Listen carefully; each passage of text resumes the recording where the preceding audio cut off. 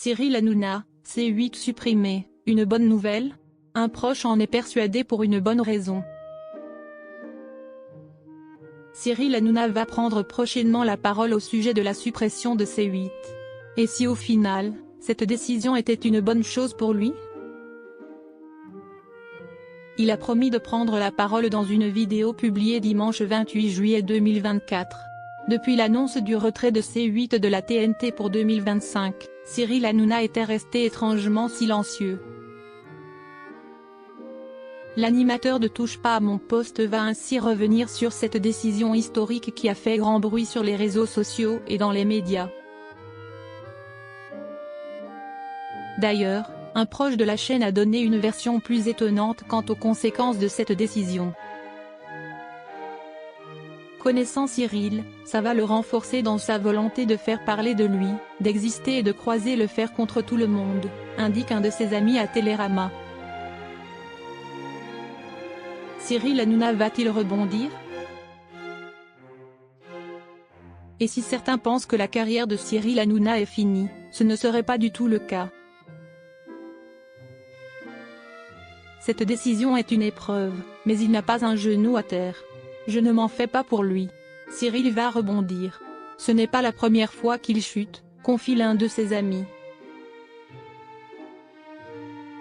Mais alors, sur quelle chaîne l'animateur peut-il aller en 2025? CNOU?